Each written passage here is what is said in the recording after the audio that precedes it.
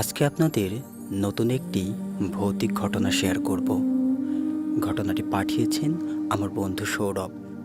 বর্তমান সে ঢাকাতে কর্মরত আছেন।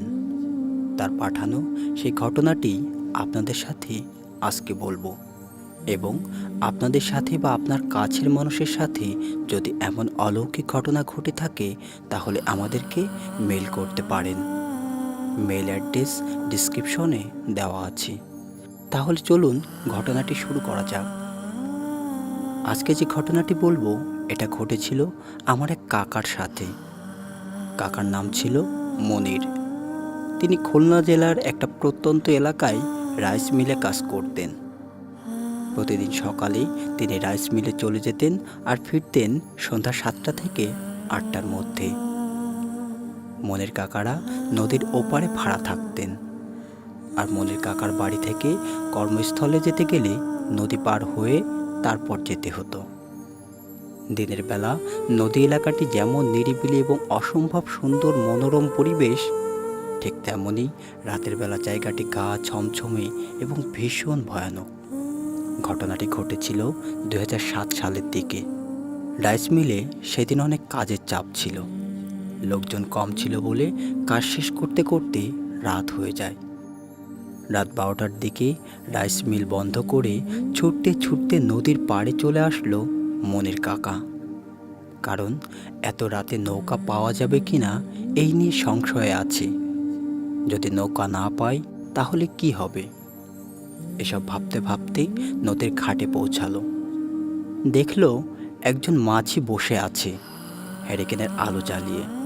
বেশ শীত পড়েছে, তাই মাঝি ঘুমিয়েছিল। মনির কাকা মাঝিকে ডেকে তুলে নদী পার করার কথা বলল। মাঝি নদী পার করে দিল। নদীর ওপারে অনেক বাড়িঘর আর অলিগলি পার হয়ে ফাঁকা মাঠ পেরিয়ে তারপর মনির কাকার বাড়ি যেতে হয়। মানুষজন সবাই তখন ঘুমিয়ে গেছে। সারা এলাকার সব বাড়ি অন্ধকার। মনির কাকা নদীর কোল ঘেঁষে থাকা বাড়িঘরগুলো আর ছোট ছোট অলিগলি পেরিয়ে মাঠের রাস্তাতে উঠল। চারদিক নির্ঝুম, কোনো সারা শব্দ নেই। মনির কাকা দ্রুত হাঁটতে শুরু করলো। কিছু দূর যেতেই তার মনে হতে থাকলো পিছন থেকে কেউ যেন আসছে। কাকা প্রথমে পাত্তা দিল না। কিছু দূর যেতেই মনে হলো অনেক জোরে পায়ের শব্দ, পিছু পিছু কেউ আসছে। কিছু দূর যেতেই মনে হলো অনেক জোরে পায়ের শব্দ করে পিছু পিছু কেউ আসছে। মনির কাকা থামতেই মনে হতে লাগলো সেও থেমে গেছে, কিন্তু তিনি পিছন ঘুরে তাকাচ্ছেন না। এর কারণ অনেকেই বলা বলি করে রাতের বেলা যদি পেছন পেছন কারো আসার শব্দ পায় তাহলে পেছন ঘুরে না দেখতে, পেছন ঘুরে দেখলেই ঘাড় মটকে দেবে। এসব ভাবতে ভাবতে কাকা আবার হাঁটা শুরু করলো। হাঁটতে হাঁটতে হঠাৎ শুনতে পেল কেমন যেন গোঙানি আওয়াজ। আওয়াজটা ধীরে ধীরে বাড়তে শুরু করলো। মনির কাকা খুব ভয় পেয়ে গেল। তারপরও তিনি হাঁটতে শুরু করলেন। তিনি দেখতে পেলেন তার বাড়ি দেখা যাচ্ছে। মাত্র 2-3 মিনিট হাঁটলেই তিনি পৌঁছে যাবে। তিনি মনে কিছুটা সাহস পেলেন আর দ্রুত হাঁটা শুরু করলেন। আশ্চর্য বিষয় হলো, তিনি যতই হাঁটছে পথ শেষ হচ্ছে না। বাড়িটা মনে হচ্ছে সেই 2-3 মিনিটের মতো পথ। ভয়ে ওনার বুক কাঁপতে শুরু করলো। কি ঘটছে এসব তার সাথে?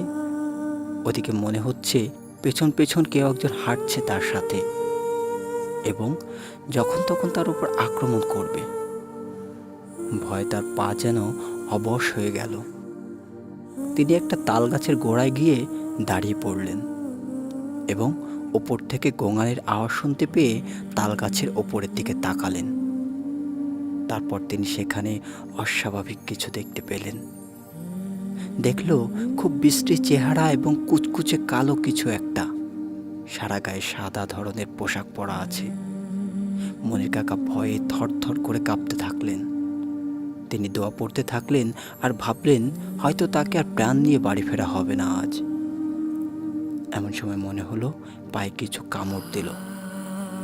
তিনি পায়ে হাত দিয়ে আবার ওপরের দিকে তাকিয়ে দেখল ওপরে কিছুই নেই। তারপর মুহূর্তের মধ্যেই কেমন যেন ঠান্ডা বাতাস বইতে শুরু করলো। তিনি দোয়া কালাম পড়তে পড়তে বাড়ি চলে এলেন।